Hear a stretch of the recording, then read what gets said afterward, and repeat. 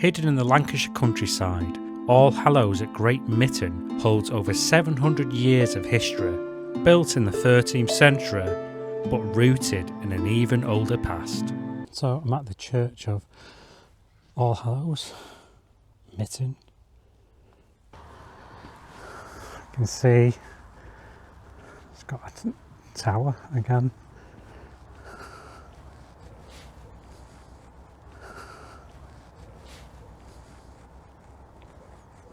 Cross here, Celtic looking. That's fantastic, isn't it? Look at that. Really nice. And just been in, the lady there, a lady called Christine. She's one of the parishioners and she's been really helpful and just giving me some information and letting me do this little recording. So that's really great. I've just seen a coat of arms as well. I'm going to turn the camera around here.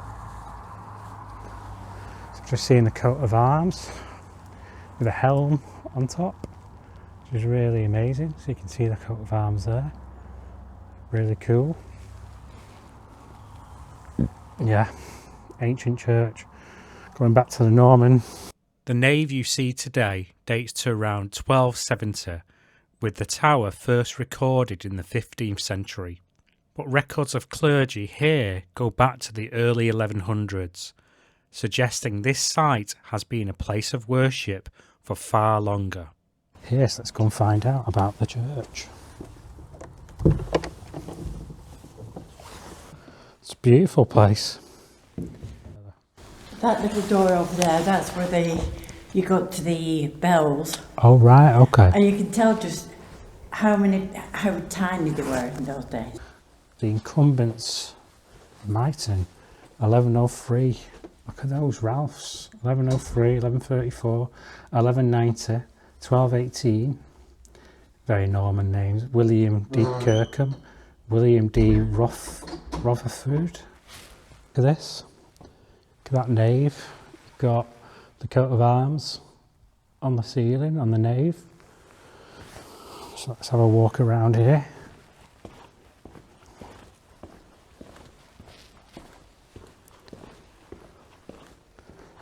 And we'll go into the chancel in a moment. Some information boards here. Let's have a look. Chancel screens. Where did it come from? This chancel screen is believed to have come from Cockersand Abbey. Its exact origins aren't fully known, but the craftsmanship and carved figures point to a much earlier ecclesiastical setting. They do look very old. Look at the style of those.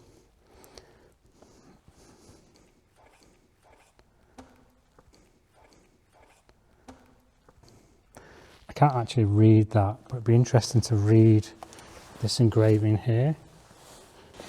The stained glass window in All Hallows are the most part Victorian. The great window behind the altar and the windows on either side nave were commissioned by Hick, Aspinall and Parkinson, 1888. It's that glass all the way up there, isn't it? So you can actually see the style has changed. Well, this is very old anyway. I mean, it's over 100 years old. Old enough. And then again, you've got this flooring. So again, this is very similar to the flooring at the last church I just went to, St Mary's. Look at this ceiling there. That's amazing. Architecture there is stunning. I'm going to go up there in a moment. But look at this place. This is absolutely stunning. And Christine, the lady we're speaking to then, was explaining a common problem with churches. We had a discussion. And the challenge is you've got an older congregation and a younger audience, and there's no meeting in the middle.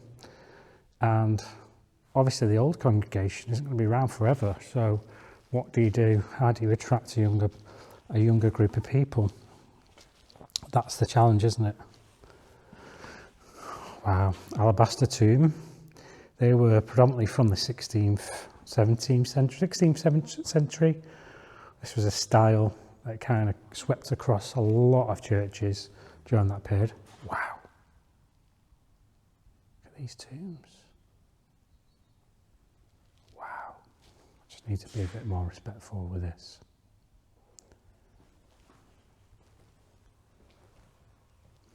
I mean, there are people interred here, aren't there? Got to remember that. This is intriguing. I've never quite seen anything like this before. This looks like the top of a tomb, and it looks like, as far as I can see, and I will read about this in a moment, it looks like a knight's tomb, doesn't it? That's unbelievable, isn't it? You can see how old it is. This appears to be the lid of a medieval tomb. You can still make out the beard and sword, features typical of a knightly effigy. The heavy weathering suggests it may have once been outside before being brought into the church. And again, this alabaster tomb, I mean, look at that coat of arms. And don't forget, again, the medieval period, these would have been painted. Perhaps not this marble, but a lot of the interior of a church would have been painted. So it would have looked very different. And they're saying the final prayer, aren't they? God bless them. See how they spelt engaging as well has changed. He was beloved. Again, beloved's changed. Throughout the church, inscriptions and monuments reveal how language, belief, and status have evolved over centuries, each layer adding to the story of the place. Those subtle changes happening over a few centuries. Imagine that same thing over 1,000 years, then you begin to understand that we wouldn't understand people from that time period. They would speak in a very, very strange way. And if they were leaders of this church, they would probably speak Norman French, which we wouldn't be able to understand anyway, or Latin perhaps. Look at this. Look at this, the coat of arms. So these creatures are normally your supporters if they're holding up the shield, but they can also be, you're allowed to have in the tradition, heraldry, you're allowed to have animals that represent certain things for you. There's certain rules that you've got to follow as well, but animals, token animals, is something that you've got more artistic license with. I think these would have been painted, surely. They would have been, wouldn't they? Because that's marble, but it looks like it would have been painted. See the coats there has changed a little bit. So I'm just outside now, and as you can see, this is one of the graves that was mentioned inside. So see if we can get a bit brighter. So yeah, this is one of the graves that was mentioned inside the church. That's absolutely fascinating, isn't it?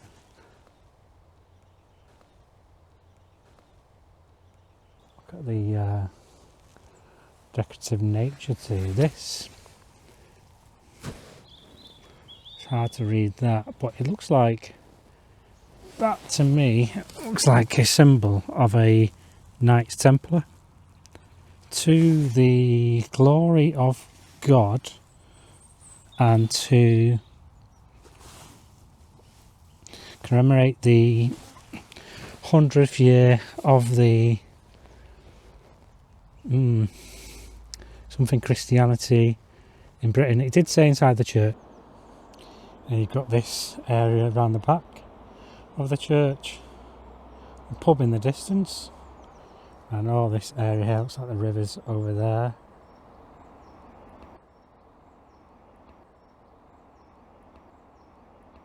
You can see I'm in the kind of nave area now, just go upstairs. And to be honest with you, walking around this church, it's been quite an interesting experience. There's still an opportunity to connect people to their space, but it seems like there's so much history here that they should do organised tours and get people coming from the other areas here. I think that's the challenge, really. But if you're in the area, come and check it out. Come and check this church out. It's really interesting. It's full of heritage, easy to park, it's always open, and I think you'll have an interesting experience.